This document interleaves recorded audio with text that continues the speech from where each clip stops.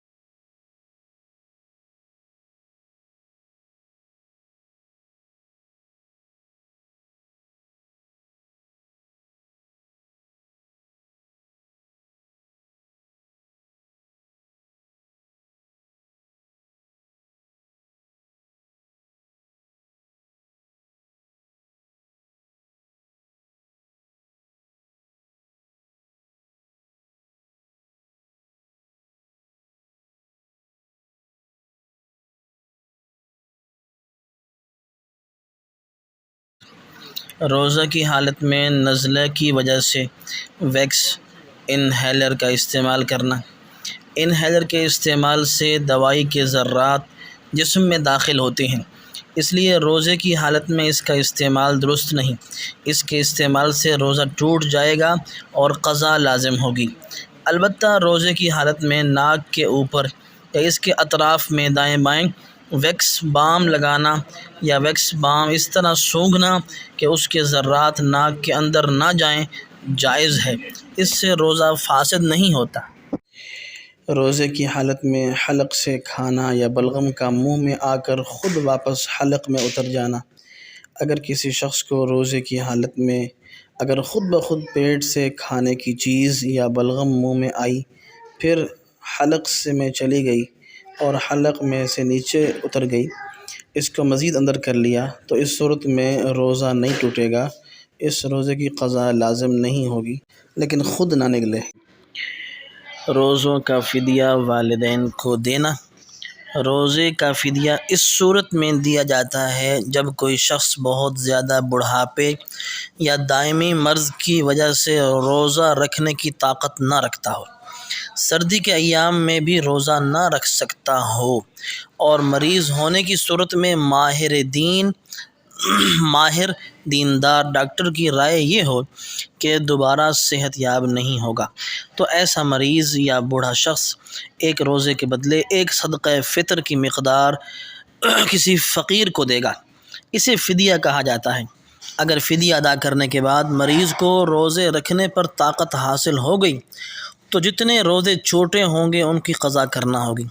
فدیہ میں دی گئی رقم نفلی صدقہ ہو جائے گی، اور فدیہ انہی لوگوں کو دینا جائز ہے جن کو زکوٰۃ دینا جائز ہے۔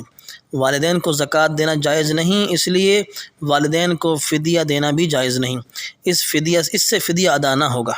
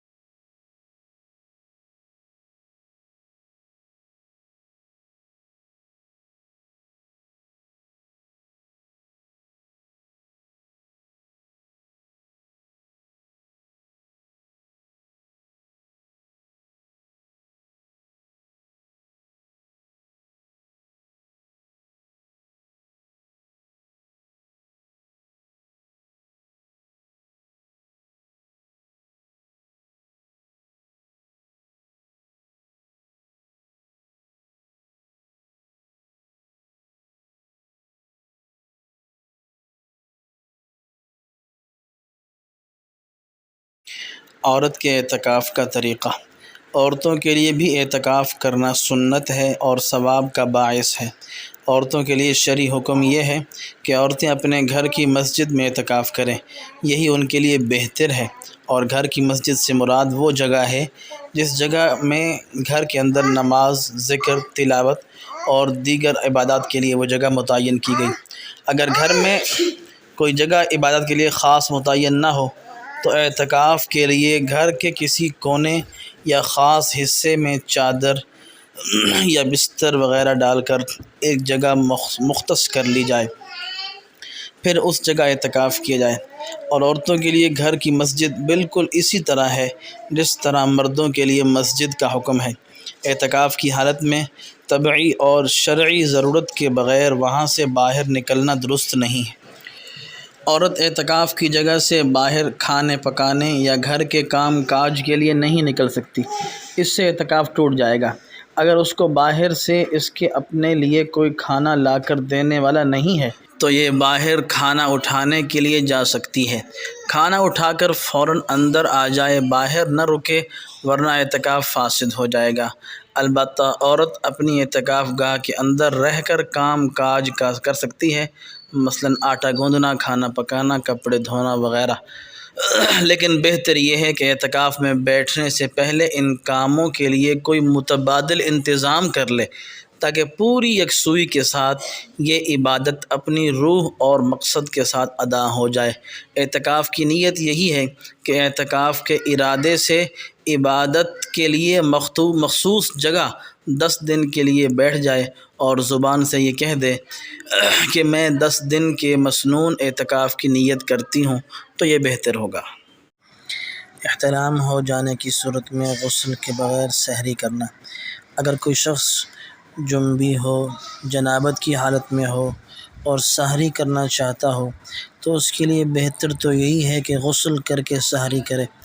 اگر غسل کا وقت نہ ہو یا کوئی عذر ہو تو وضو یا کلی وغیرہ کر کے سحری کر لینی چاہیے، اس لیے کہ جنابت کی حالت میں سحری کرنا منع نہیں ہے۔ لہذا جس شخص پر غسل واجب ہو اور وہ صبح صادق سے پہلے غسل نہ کر سکے اور سحری کر کے روزہ رکھ لے تو اس کا روزہ درست ہے۔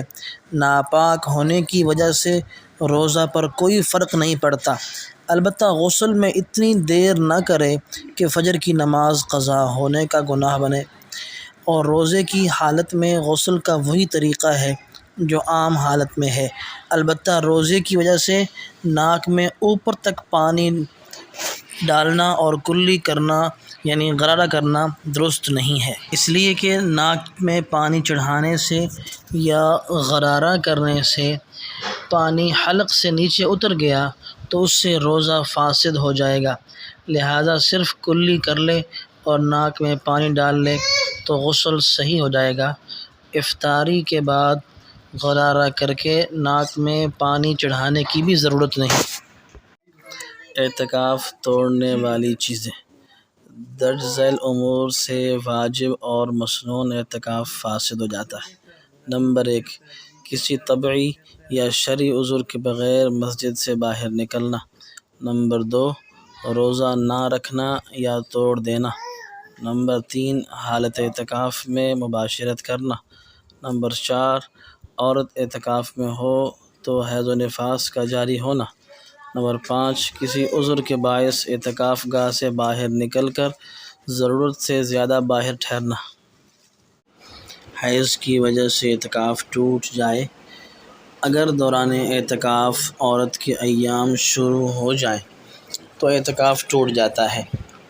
ایسی حالت میں عورت اعتکاف چھوڑ دے اور بعد میں روزہ کے ساتھ 1 دن کے اعتکاف کی قضا کرنا لازم ہوگی، 10 دن کی قضا لازم نہیں ہوگی، اس لیے رمضان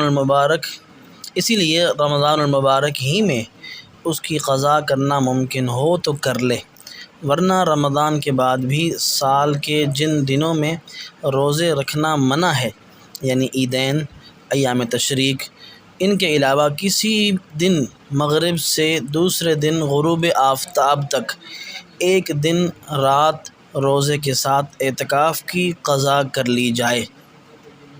اگر معتکف کے لیے مسجد میں کھانا پہنچانے والا کوئی نہ ہو اور معتکف کے لیے کوشش کے باوجود کھانے کا کوئی انتظام نہیں ہو سکتا تو اس صورت میں معتکف کے لیے کھانا لینے باہر نکلنا جائز ہے، اور کھانا لے کر فوراً مسجد میں آنا ضروری ہے، اور کھانا مسجد میں ہی کھانا ضروری ہے۔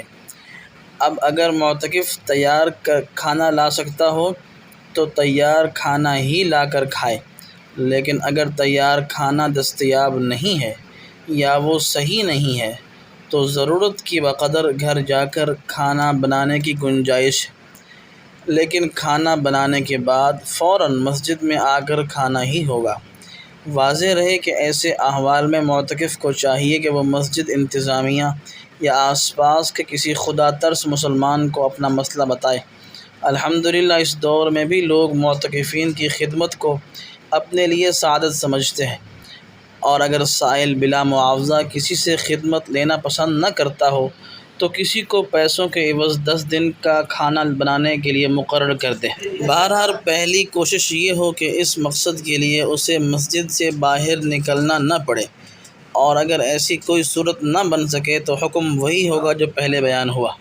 روزے کی حالت میں کرونا وائرس ٹیسٹ کرانا۔ کرونا وائرس کے ٹیسٹ کے کئی طریقے رائج ہیں۔ ہمیں جو معلومات ملی ہیں اس کے مطابق روزے کی حالت میں اگر مذکورہ ٹیسٹ کرانے کی ضرورت ہو تو اس کا شرعی حکم درج ذیل ہے۔ نمبر 1، ایک طریقہ PCR ٹیسٹ ہے جس میں ڈاکٹر روئی کا ٹکڑا مریض کی ناک کے پچھلے حصے میں ڈالتا ہے، جس سے ناک میں موجود رطوبت روئی میں لپٹ جاتی ہے، جس کا ٹیسٹ کیا جاتا ہے۔ شرعی حکم، اگر روئی میں کوئی دوائی وغیرہ وہ لگا کر ٹیسٹ کیا جائے تو روزہ فاسد ہو جائے گا، اور اگر روئی میں کوئی دوائی وغیرہ نہ لگائی جائے بلکہ صاف روئی ہو جیسا کہ عموماً اس ٹیسٹ میں ہوتا ہے تو اس سے روزہ فاسد نہیں ہوتا۔ دوسرا طریقہ یہ ہوتا ہے کہ مریض کے منہ اور حلق سے لعاب حاصل کر کے اس کا ٹیسٹ کیا جاتا ہے۔ شرعی حکم، مریض کے منہ سے لعاب حاصل کرنے میں اگر منہ کے اندر کوئی دوا نہ ڈالی جائے اور روئی ڈالنے کی صورت میں روئی پر کوئی دوا نہ لگی ہوئی ہو تو لعاب کے ٹیسٹ کرنے سے روزہ فاسد نہیں ہوتا۔ نیز مذکورہ دونوں صورتوں میں اگر بالفرض روئی الگ ہو کر حلق سے نیچے اتر جائے تو اس صورت میں روزہ فاسد ہو جائے گا، صرف قضا لازم ہوگی، کفارہ نہیں۔ نمبر 3، تیسرا طریقہ اینٹی باڈی ٹیسٹ کا ہے جس میں مریض کا بلڈ ٹیسٹ ہوتا ہے۔ شرعی حکم، روزہ کی حالت میں خون ٹیسٹ کرانا کسی بھی صورت میں جائز ہے، اس سے روزہ فاسد نہیں ہوتا۔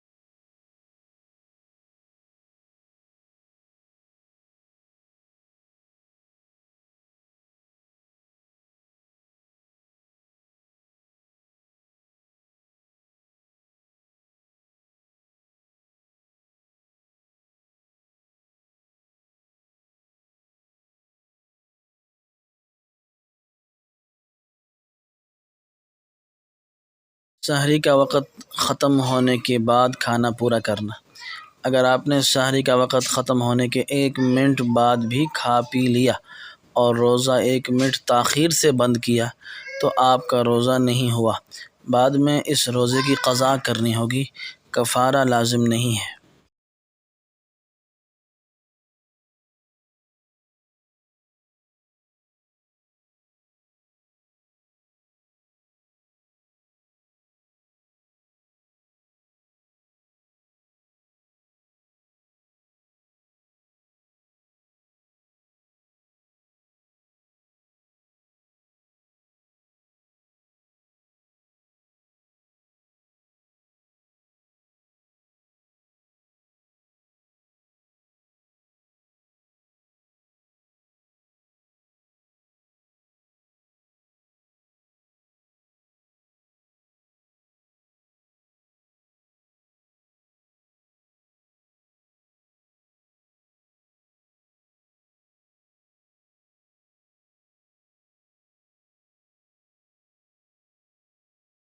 اعتکاف میں موبائل استعمال کرنا، ویڈیو دیکھنا اور آن لائن خریداری کرنا۔ اعتکاف کا مقصد دنیاوی امور سے یکسو ہو کر اللہ سے لو لگانا ہے۔ نفس موبائل اس مقصد کے حصول میں رکاوٹ ہے اور جاندار کی ویڈیو پر مشتمل ویڈیو دیکھنا ناجائز ہے۔ اس سے مسجد کا تقدس پامال ہوتا ہے اور اس کی بے حرمتی ہوتی ہے، اس لیے کہ مسجد عبادت کی جگہ ہے، نہ کہ گناہ کرنے کی، اور وقت کا ضیاع الگ ہوتا ہے۔ لہذا اعتکاف کے دوران موبائل استعمال کرنے اور ویڈیوز دیکھنے سے اگرچہ اعتکاف ٹوٹتا نہیں ہے، لیکن اس کی روح اور مقصد ضائع ہو جاتا ہے۔ اس لیے معتکف یعنی اعتکاف والا، خواہ مرد ہو یا عورت، اس کو چاہیے کہ وہ اس سے اجتناب کرے، اور اگر کوئی واقعی ضرورت نہ ہو تو اعتکاف کے دوران موبائل فون کا بالکل استعمال نہ کرے اور 10 دن تک یکسو ہو کر اللہ تعالیٰ کی عبادت کرے۔ اگر جائز ضرورت ہو تو موبائل استعمال کرنے کی گنجائش ہے، اور اگر کوئی چیز خریدنے کی واقعی ضرورت ہو اور اس کے علاوہ انتظام نہ ہو سکتا ہو تو فون پر کوئی چیز خریدنے کی بھی گنجائش ہے، لیکن بلا ضرورت مکروہ ہے۔ بغیر کچھ کھائے پیے خالی پیٹ روزہ رکھنا۔ سحری کھانا مستحب ہے، تاہم روزے کے صحیح ہونے کے لیے شرط نہیں ہے، لہذا بغیر سحری کے بھی روزہ درست ہو جائے گا، خواہ فرض روزہ ہو یا نفلی روزہ ہو، بشرطے کہ صبح صادق کے بعد روزہ کے منافی کوئی عمل نہ کیا ہو۔ روزے کی حالت میں ڈکار کا حکم۔ اگر ڈکار سے کھٹا پانی وغیرہ حلق تک آیا، منہ میں نہیں آیا اور اندر ہی اندر نگل لیا، یا حلق سے اوپر آیا اور غیر ارادی طور پر خود بخود اندر چلا گیا تو روزہ فاسد نہیں ہوگا۔ البتہ اگر ڈکار کے ساتھ کچھ کھانا وغیرہ بھی آیا اور منہ میں آ جانے کے بعد پھر اس کو اپنے قصد اور ارادے سے نگل لیا تو پھر روزہ فاسد ہو جائے گا، خواہ تھوڑی ہی مقدار میں کیوں نہ ہو۔ اس روزے کی قضا لازم ہوگی، کفارہ نہیں۔ لہذا نماز کی حالت میں اگر کھٹی ڈکار آ گئی اور روزہ ہو تو نماز توڑے بغیر عمل قلیل کے ذریعے کپڑے وغیرہ میں تھوک دے، لیکن اگر یہ ممکن نہ ہو تو نماز توڑ کر تھوک دے۔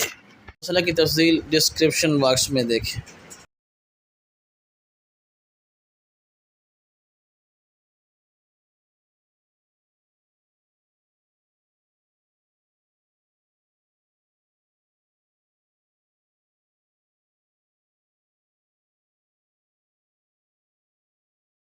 چینل میں اسی نام سے ویڈیو اپلوڈ ہے، اس کی ڈسکرپشن دیکھ لیجیے۔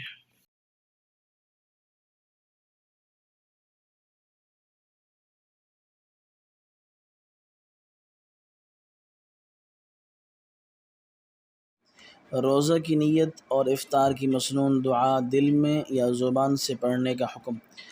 رمضان کا روزہ صحیح ہونے کے لیے نیت کرنا ضروری ہے، اور نیت در حقیقت دل کے ارادے کا نام ہے، زبان سے نیت ضروری نہیں ہے۔ دل میں صرف اتنا ارادہ کافی ہے کہ میں روزہ رکھ رہا ہوں، اور رمضان میں سحری کرنا بھی نیت کے قائم مقام ہے، اگرچہ زبان سے کچھ نہ کہا ہو۔ البتہ زبان سے نیت کرنا مستحب ہے، لیکن اس کے لیے الفاظ مقرر نہیں ہیں۔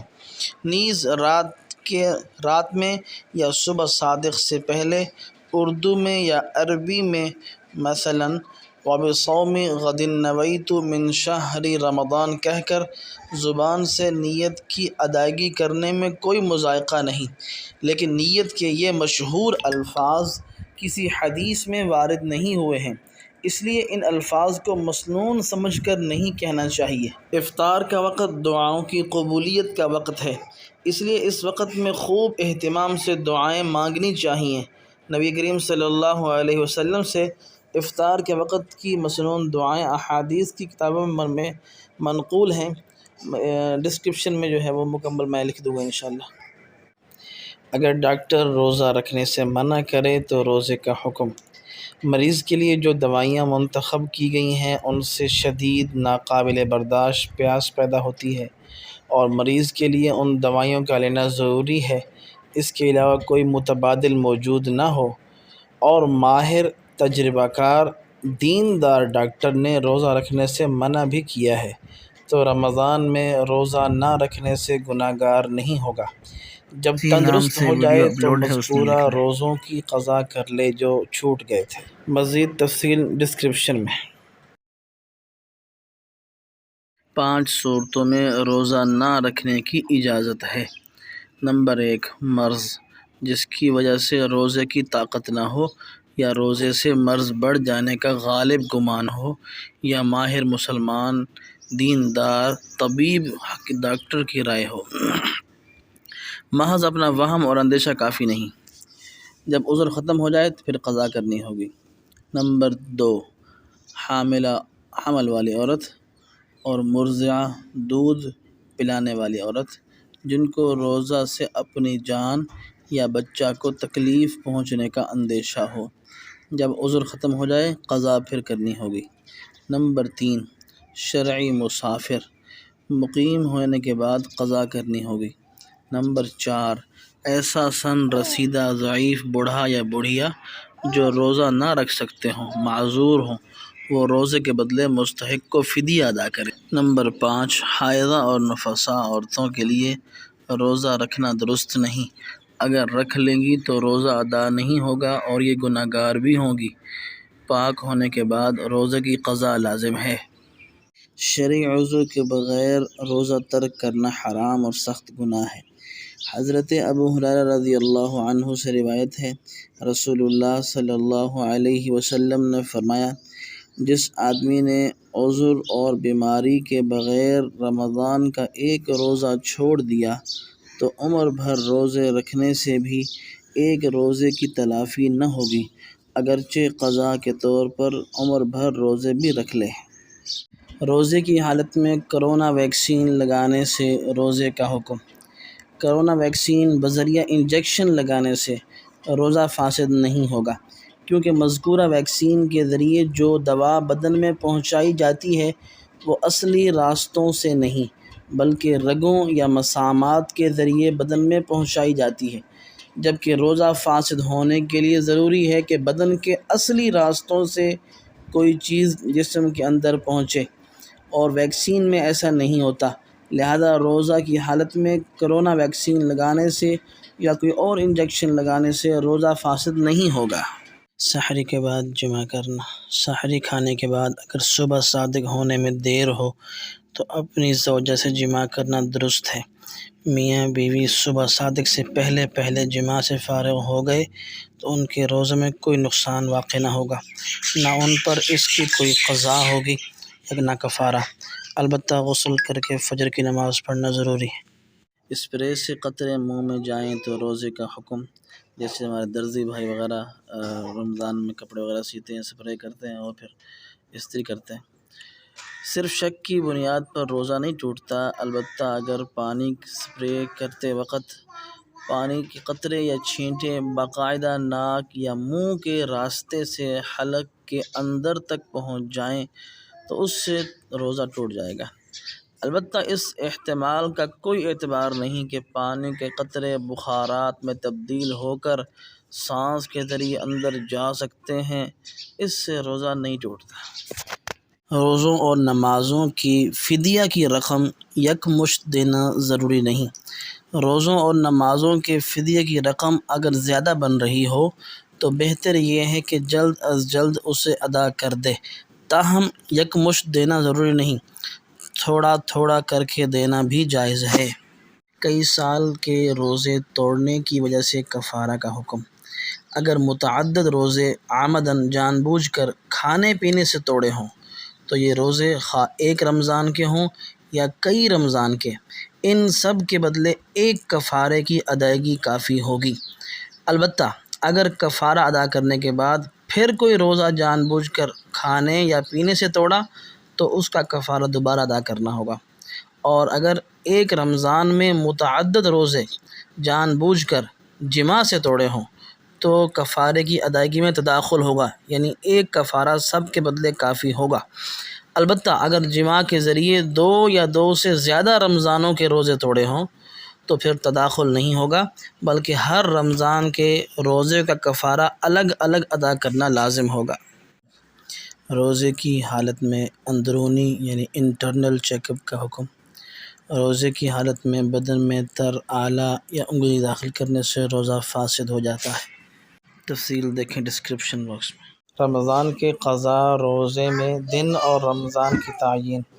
اگر ایک ہی رمضان کے روزوں کی قضا ہو تو دن کی تعیین ضروری نہیں، البتہ اگر ایک سے زائد رمضان کے روزے کی قضا ہو تو رمضان کی تعیین ضروری ہے کہ کون سے رمضان کے روزے کی قضا کر رہا ہے۔ فدیہ کی رقم ساس کو دینا۔ فدیہ انہی لوگوں کو دینا جائز ہے جن کو زکوٰۃ دینا جائز ہے۔ ساس اگر زکوٰۃ کی مستحق ہو تو اس کو زکوٰۃ دینا جائز ہے، اس لیے ساس کے مستحق ہونے کی صورت میں اس کو فدیہ دینا بھی جائز ہے۔ مستحق ہونے کا مطلب یہ ہے کہ اس کی ملکیت میں قرض منحہ کرنے کے بعد بنیادی ضرورت اور استعمال سے زائد اتنا سا مال یا سامان نہ ہو جس کی مالیت 52.5 تولے چاندی کی قیمت تک پہنچ جائے، اور وہ ہاشمی، سید، عباسی نہ ہو۔ روزہ کی حالت میں سگریٹ نوشی کا حکم۔ روزے کی حالت میں سگریٹ پینے سے روزہ ٹوٹ جاتا ہے۔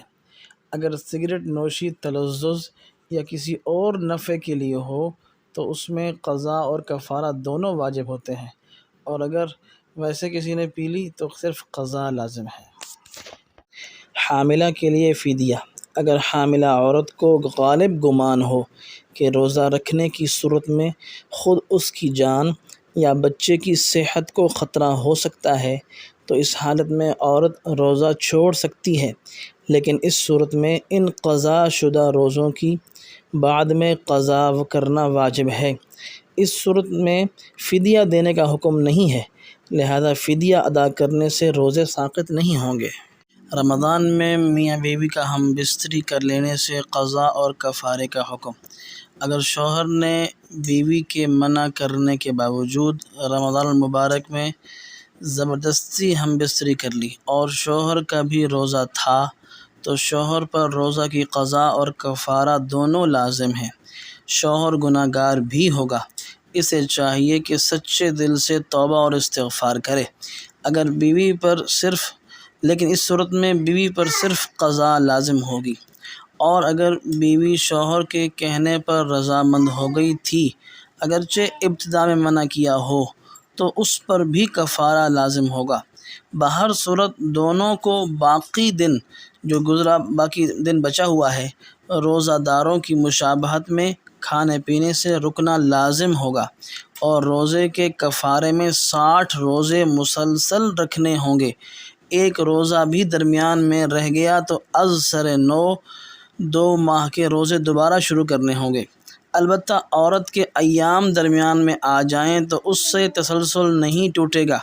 اگر بیماری وغیرہ کی وجہ سے مسلسل 2 ماہ روزے رکھنے کی طاقت واقعتاً نہ ہو تو 60 مسکینوں کو 2 وقت کا کھانا کھلانا ہوگا۔ نیز 60 مسکینوں میں سے ہر ایک کو صدقہ فطر کے برابر رقم دینا بھی کافی ہوگا۔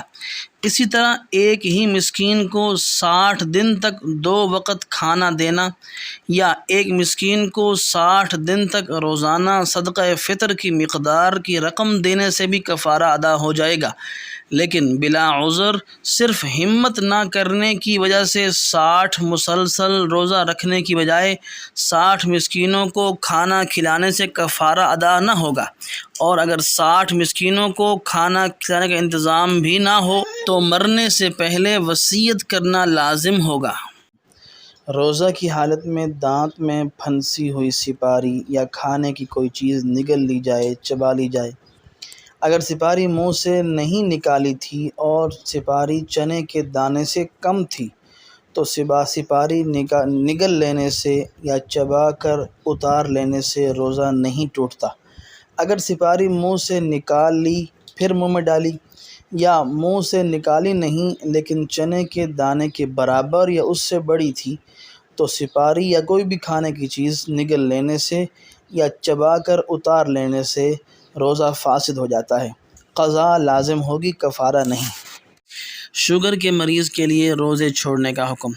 اگر کسی کے ذمے قضا روزے باقی ہوں اور اس کا انتقال ہو جائے اور روزوں کا فدیہ ادا کرنے کی وصیت کرے، یا وہ اس قدر بیمار ہو جائے کہ سال کے ٹھنڈے ایام میں بھی روزے نہ رکھ سکتا ہو اور اس کے صحت یاب ہونے کی امید بھی نہ رہے، یا حد درجہ عمر رسیدہ شخص کی طرف سے، تو اس کے قضا روزوں کا فدیہ ادا کیا جائے۔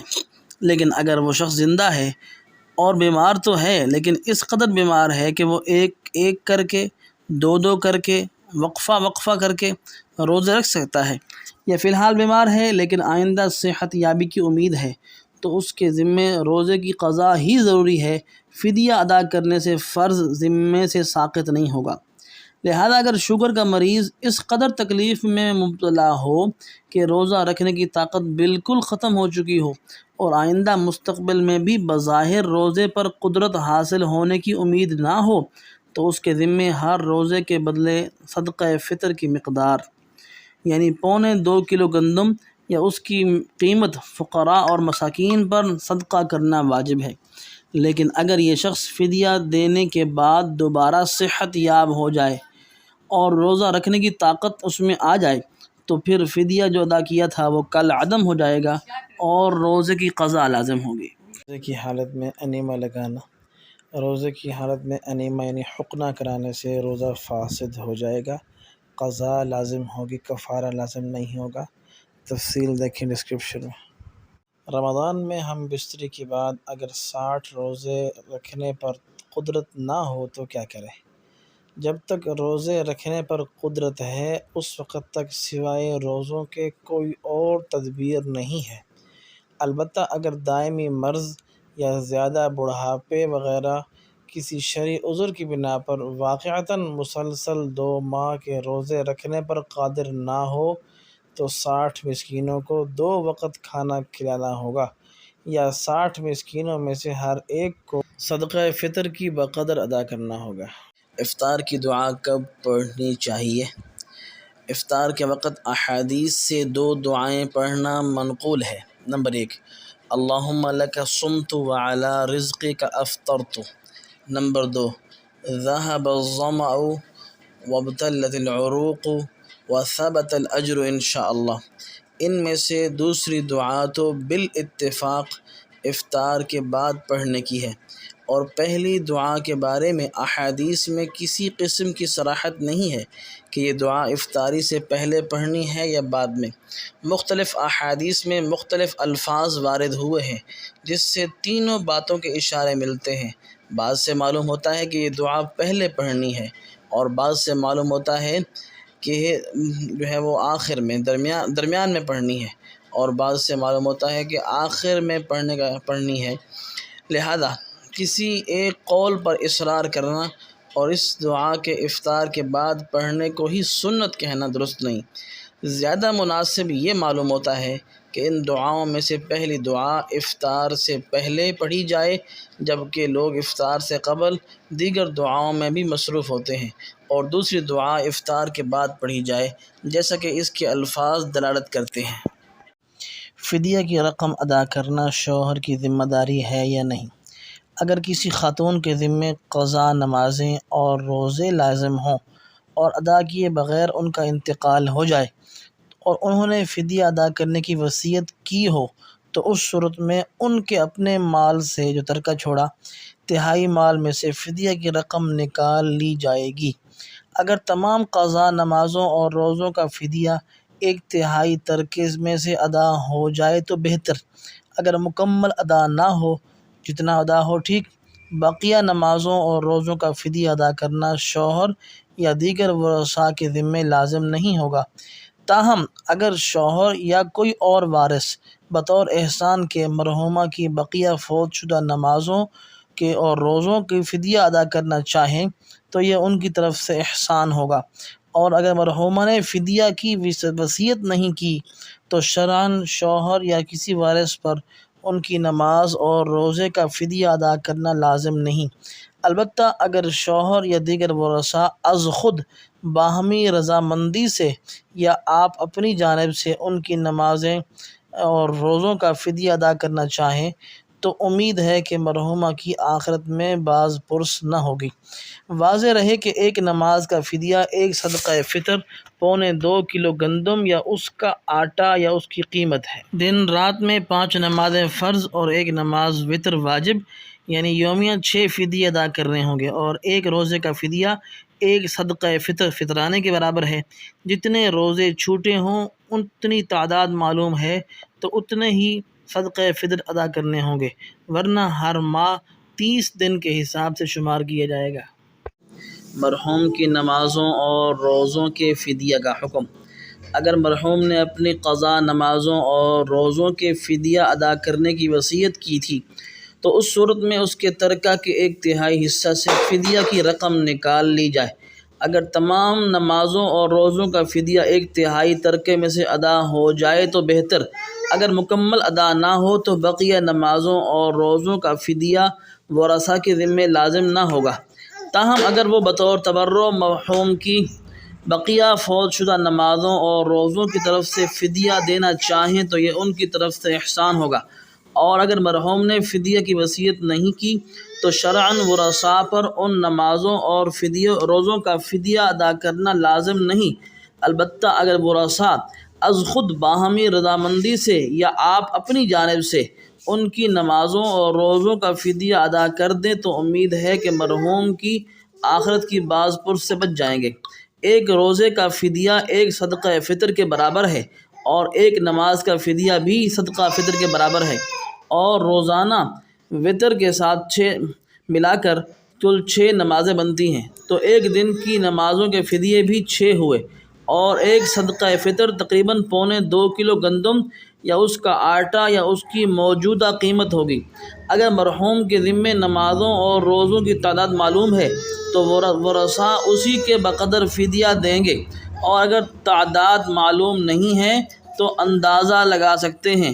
فدیہ اس شخص کو دیا جا سکتا ہے جس کو زکوٰۃ دینا جائز ہے، یعنی مسلمان فقیر جو سید اور ہاشمی نہ ہو، صاحب نصاب بھی نہ ہو، لہذا اگر ورثاء مرحوم کی نمازوں اور روزوں کا فدیہ ادا کرنا چاہیں تو مذکورہ طریقے پر کر سکتے ہیں۔ صاحب نصاب نہ ہونے سے مراد وہ شخص جس کے پاس اس کی ضرورت اور استعمال سے زائد کسی بھی قسم کا اتنا مال یا سامان نہ ہو جس کی قیمت 52.5 تولے چاندی کی مالیت تک پہنچتی ہو۔ مزید تفصیل ڈسکرپشن باکس میں دیکھیں۔ فدیہ سامان کی صورت میں دینا۔ کسی بھی مالی قیمتی چیز سے فدیہ ادا کیا جا سکتا ہے، کھانا کھلانا ہی شرعاً ضروری نہیں۔ فدیہ مستحقین کو اشیاء ضرورت، کھانے پینے کی چیزیں یا فرنیچر، فریج وغیرہ کی صورت میں بھی دے سکتے ہیں، البتہ قیمت لگانے کی صورت میں درج ذیل چیزیں معیار ہوں گی، کیونکہ احادیث میں ان چیزوں کی یہ مقدار وارد ہوئی ہے۔ نمبر 1، 2.25 کلو گندم یا اس کی مارکیٹ کی قیمت کا حساب کیا جائے گا، یا پھر 3.5 کلو جو کی قیمت کا، یا کھجور 3.5 کلو۔ نمبر 4، کشمش 3.5 کلو۔ اب ان جو آخری چیزیں ہیں تینوں چیزوں کے 3.5 کلو کا حساب جو مارکیٹ کی قیمت ہے، اس حساب سے ایک فدیہ یا پھر 2.25 کلو گندم۔ کسی کام کے ہو جانے پر اعتکاف کی منت ماننا۔ اگر کسی نے مطلق یہ نظر مانی کہ اگر میرا یہ کام ہو گیا تو میں اعتکاف میں بیٹھوں گا، اور اس سے اس کی نیت رمضان کے آخری عشرہ کا مسنون اعتکاف کی ہی منت تھی۔ مطلق اعتکاف کا فرد کامل بھی وہی ہے، تو اس پر رمضان کے آخری 10 دن کا اعتکاف روزے کے ساتھ لازم ہو گیا۔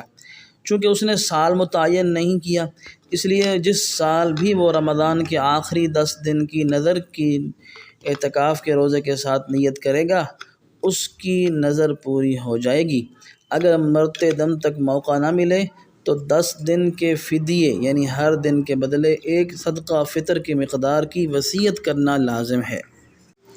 کن دنوں روزہ رکھنا منع ہے، گناہ ہے؟ شرعی طور پر سال میں 5 دن روزے رکھنا ممنوع ہے۔ عید الفطر، یکم شوال، عید الاضحیٰ کے 3 دن اور اس کے بعد 1 دن یعنی 10 ذوالحج سے 13 ذوالحج تک 4 دن یہ ہوئے، اور ایک چھوٹی عید کا، عید الفطر کا۔ ان ایام میں روزہ رکھنا ممنوع ہے، لہذا ان ایام میں روزے کی نیت کرنا جائز نہیں۔ اگر کوئی روزہ رکھ لے تو اسے توڑنا لازم ہوگا، ورنہ گناہ ہوگا۔ روزہ دار کا ناک میں تیل ڈالنا۔ روزہ میں کسی بھی قسم کا سیال مادہ، دوا، تیل وغیرہ ناک میں ڈالنے کی اجازت نہیں۔ ڈالنے کی صورت میں تیل ناک کی نرم ہڈی سے اوپر چلا جائے گا اور روزہ فاسد ہو جائے گا۔ البتہ قلیل مقدار تیل انگلی میں لے کر ناک میں اس طور پر لگانا کہ وہ ناک کے بانسے سے متجاوز نہ ہو، ایسی صورت میں روزہ اگرچہ فاسد نہ ہوگا، تاہم احتیاط کرنا بہتر ہے تاکہ روزے کی صحت کے حوالے سے کسی قسم کا اشتباہ نہ رہے۔ رمضان میں بیوی کے پستان چوسنا۔ روزے کی حالت میں بیوی کے پستان چوسنا مکروہ عمل ہے۔ یہ انسان کو جماع کی طرف لے جا سکتا ہے، جو روزے میں ناجائز اور حرام ہے، اس لیے اس عمل سے اجتناب ضروری ہے۔ تاہم اگر کسی نے ایسا کیا اور کسی قسم کا مادہ منہ میں آ کر حلق سے نہیں اترا اور مرد کو انزال بھی نہیں ہوا تو روزہ فاسد نہیں ہوگا، اور اگر اس عمل کے دوران مرد کو انزال ہو گیا تو روزہ فاسد ہو جائے گا اور قضا لازم ہوگی، اور اگر اس عمل کے دوران دودھ یا پانی منہ میں آیا اور حلق تک پہنچ گیا تو روزہ فاسد ہو جائے گا اور قضا اور کفارہ دونوں لازم ہوں گے۔ روزے میں بیوی سے بوس و کنار کیا اور انزال ہو گیا تو اس صورت میں مرد کا روزہ فاسد ہو جائے گا، قضا لازم ہوگی، کفارہ لازم نہ ہوگا۔ تاہم جس کو اعتماد نہ ہو اسے پرہیز کرنا چاہیے۔ روزے کی حالت میں دانت سے خون نکلنے کی صورت میں روزے کا حکم۔ اگر روزے کی حالت میں دانت سے خون نکلا لیکن حلق سے نیچے نہیں اترا تو روزہ نہیں ٹوٹے گا، لیکن اگر دانتوں سے خون نکل کر تھوک کے ساتھ مل کر حلق سے نیچے اتر گیا تو دیکھا جائے گا کہ خون زیادہ ہے یا تھوک زیادہ ہے، خون غالب ہے یا نہیں۔ اگر خون غالب ہو یعنی خون کا ذائقہ محسوس ہو یا خون کی مقدار تھوک کی مقدار سے زیادہ یا اس کے برابر ہو تو روزہ ٹوٹ جائے گا اور اس روزے کی قضا لازم ہوگی، کفارہ نہیں۔ اور اگر خون غالب نہ ہو بلکہ تھوک غالب ہو، اس طور پر کہ نہ تو خون کا ذائقہ محسوس ہو اور خون کی مقدار تھوک کی مقدار سے کم ہو، تو اس صورت میں روزہ نہیں ٹوٹے گا۔ معتکف غسل فرض ہونے کی صورت میں مسجد سے کیسے نکلے؟ معتکف اعتکاف والا آدمی معتکف کو دن یا رات میں جب بھی احتلام ہو اور غسل فرض ہو جائے تو اس سے اعتکاف نہیں ٹوٹتا۔ ایسی صورت میں معتکف کو چاہیے کہ آنکھ کھلتے ہی تیمم کر لے، جس کے لیے کسی کچی یا پکی اینٹ کا پہلے سے انتظام کرنا چاہیے، ورنہ مجبوری کی صورت میں مسجد کی دیوار وغیرہ پر ہاتھ مار کر مسنون طریقے کے مطابق تیمم کر لے، پھر غسل کے لیے مسجد عبور کر کے جا سکتا ہے۔ پاؤں کے نیچے کپڑا رکھنے کی ضرورت نہیں ہے۔ روزہ میں حیض روکنے کی دوا لینا۔ حیض کا خون بند کرنے کے لیے دوا وغیرہ کا استعمال کرنا ناجائز نہیں ہے، البتہ بسا اوقات طبی لحاظ سے یہ عورت کے لیے نقصان دہ ہوتا ہے۔ اور اس سے ماہواری کے ایام میں بے قاعدگی بھی ہو جاتی ہے، جس سے بہت سے مسائل پیدا ہو سکتے ہیں۔ جبکہ اللہ تعالیٰ نے ان ایام میں معذور رکھا ہے، ان دنوں میں نماز اور روزہ ادا کرنے سے کوئی مواخذہ، ادا نہ کرنے پر کوئی مواخذہ نہیں، نماز معاف ہے، روزوں کی قضا دیگر ایام میں کرنی ہوگی۔ اسی طرح عورت کے اجر میں کوئی کمی بھی نہیں ہوگی، لہذا ایسی مشقت اٹھانے اور تکلیف کی ضرورت نہیں ہے۔ عورت کو چاہیے رمضان میں مخصوص ایام کے دوران روزے چھوڑ دے اور پاکی کے دنوں میں ان کی قضا کرے، ثواب وہی ملے گا۔ البتہ اگر کسی عورت نے حیض آنے سے پہلے دوا کھا لی جس سے حیض کا خون نہیں آیا، تو جب تک خون جاری نہ ہو وہ عورت پاک شمار ہوگی۔ ان ایام میں نماز پڑھے گی، روزہ رکھے گی اور اس کا نماز اور روزہ ادا ہو جائے گا۔ آنکھ میں صابن چلے جانے سے روزے کا حکم۔ اگر روزے کی حالت میں آنکھ میں صابن چلا جائے تو اس سے روزہ فاسد نہیں ہوتا۔ مزید تفصیل ڈسکرپشن باکس میں۔ قے سے روزہ ٹوٹتا ہے یا نہیں؟ اگر کسی شخص کو روزے کی حالت میں قے الٹی ہو جائے تو اس کی چند صورتیں ہو سکتی ہیں۔ نمبر 1، قے خود بخود ہوئی ہو اور منہ بھر کر نہیں تھی بلکہ کم تھی، تو اس کا حکم یہ ہے کہ اس سے روزہ نہیں ٹوٹتا۔ نمبر 2، قے خود بخود ہوئی ہو اور منہ بھر کر ہوئی ہو، اس کا حکم بھی یہی ہے کہ اس سے روزہ نہیں ٹوٹتا۔ نمبر 3، قے خود بخود نہیں ہوئی بلکہ جان بوجھ کر قے کی اور منہ بھر کر نہیں تھی، تو اس سے بھی روزہ نہیں ٹوٹتا۔ نمبر 4، قے خود بخود نہیں آئی بلکہ قصداً قے کی اور منہ بھر کر کی، تو اس صورت میں روزہ ٹوٹ جائے گا۔ نمبر 5، قے منہ بھر کر ہوئی اور ساری قے یا اس میں سے چنے کے برابر مقدار یا اس سے زیادہ کو روزے دار نے روزہ یاد ہوتے ہوئے خود جان بوجھ کر اپنے اختیار سے اندر کر لیا، تو اس سے روزہ ٹوٹ جائے گا، نگل لیا تو۔ پاکستان میں رہتے ہوئے سعودی عرب کی رؤیت ہلال کا اعتبار کرنے کا حکم۔ بلاد قریبہ میں اختلاف مطالع معتبر ہونے یا نہ ہونے میں فقہاء کا اختلاف ہے، البتہ بلاد بعیدہ میں اختلاف مطالع معتبر ہونے پر ابن رشد نے اجماع نقل کیا ہے۔ اب بلاد بعیدہ کی تعیین میں مختلف اقوال ہیں۔ علامہ شامی رحمۃ اللہ علیہ نے لکھا ہے، بعض فقہاء فرماتے ہیں ایک مہینہ کی مسافت پر مطلع بدل جاتا ہے، اور فقہاء کی تصریحات کے مطابق 3 دن کا سفر 48 میل بنتا ہے، تو اس کے حساب سے 480 میل مسافت پر مطلع تبدیل ہوگا۔ اور دوسرا قول یہ لکھا ہے کہ 24 فرسخ پر مطلع بدل جاتا ہے۔ اور معارف السنن میں حضرت بن نوری رحمۃ اللہ علیہ نے لکھا ہے کہ ہر 500 میل کی مسافت پر مطلع بدل جاتا ہے۔ نیز کسی علاقے میں کوئی قاضی یا حکومت کی طرف سے مقرر کردہ کمیٹی پورے ضلع یا صوبے یا پورے ملک کے لیے جو ہو، اور وہ شہادت شرعی موصول ہونے پر چاند نظر آنے کا اعلان کرے، تو اس کے فیصلے پر اپنی حدود اور ولایت میں ان لوگوں پر عمل کرنا جن تک یہ فیصلہ اور اعلان یقینی اور معتبر ذریعے سے پہنچ جائے، عمل کرنا واجب ہوگا۔ چونکہ مرکزی رؤیت ہلال کمیٹی قاضی شرعی کی حیثیت رکھتی ہے، لہذا شہادت موصول ہونے پر اگر وہ اعلان کر دے تو ملک میں جن لوگوں تک یہ اعلان معتبر ذرائع سے پہنچے ان پر روزہ رکھنا یا عید کرنا لازم ہوگا۔ کسی کے ذمہ میں قضا روزے ہوں تو کیا ایسا شخص نفلی روزے رکھ سکتا ہے؟ جس شخص کے ذمہ فرض روزوں کی قضا باقی ہو اور اس کی عادت ہو کہ وہ مخصوص فضیلت والے دنوں میں نفلی روزے رکھتا ہو، تو ایسے شخص کے لیے افضل یہ ہے کہ ان روزوں کی قضا دوسرے ایام میں کرے اور ان فضیلت والے دنوں میں نفلی روزہ رکھے، تاکہ ان ایام کی فضیلت سے محروم نہ ہو۔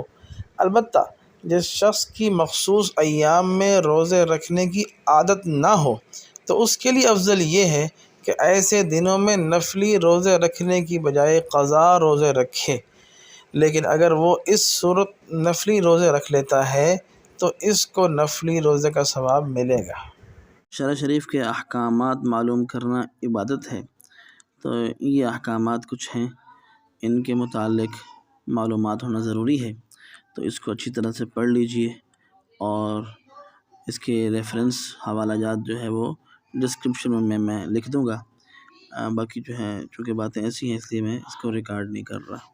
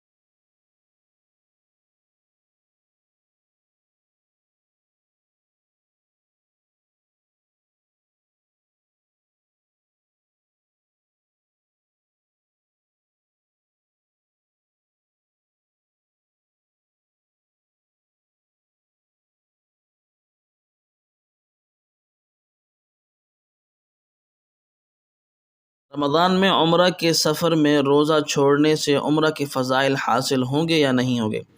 اگر عمرہ کے سفر میں کسی ایک جگہ 15 دن تک کا قیام نہیں ہے تو ایسا شخص شرعاً مسافر ہے، اور مسافر کو روزہ رکھنے یا نہ رکھنے دونوں کا اختیار ہے، چاہے عمرہ کا سفر ہو یا کوئی اور سفر ہو، اور نہ رکھنے کی صورت میں بعد میں اس کی قضا کرنا لازم ہوگی۔ تاہم اگر سفر کے دوران روزہ رکھنے میں سہولت ہے، دشواری نہیں ہے، تو روزہ رکھ لینا ہی بہتر ہے۔ اگر روزہ رکھنے میں مشقت اور دشواری ہے تو اس صورت میں روزہ نہ رکھنے کی اجازت ہے، اور بعد میں اس کی قضا کر لے۔ بہرحال اگر سفر کی حالت میں روزے کی ترک کرنے پر رخصت پر عمل کرتے ہوئے روزہ نہیں رکھا تو اس سے عمرہ کا ثواب اور فضیلت پر کوئی اثر نہیں پڑے گا، کیونکہ یہ رخصت اللہ تعالیٰ نے خود دی ہے، اور اللہ تعالیٰ اس بات کو پسند فرماتے ہیں کہ اس کی رخصت پر بھی عمل ہو، جیسا کہ عزیمت کے کام پر عمل اللہ تعالیٰ کو پسند ہے۔ لہذا عمرہ کے جو فضائل ہیں وہ بہرحال حاصل ہوں گے۔ رخصت پر عمل کرنے کی وجہ سے عمرہ کے خصوصی یا عمومی فضائل سے محرومی نہیں ہوگی۔ انگلی کو زبان پر مسلنے سے قے ہونے کی صورت میں روزے کا حکم۔ اگر انگلی کو زبان پر مسلنے سے قے ہوئی لیکن منہ بھر کر نہیں ہوئی تو روزہ نہیں ٹوٹے گا، البتہ اگر قے منہ بھر کر ہوئی تھی تو پھر روزہ ٹوٹ گیا ہے۔ اس روزے کی قضا لازم ہے، کفارہ نہیں ہے۔